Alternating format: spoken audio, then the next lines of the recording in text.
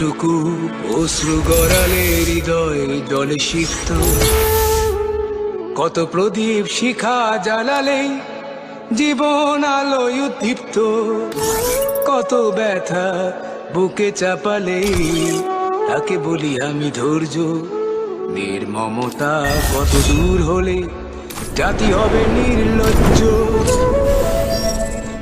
আমি চিৎকার করে কাঁদিতে চাহিয়া করিতে পারিনি চিৎকার।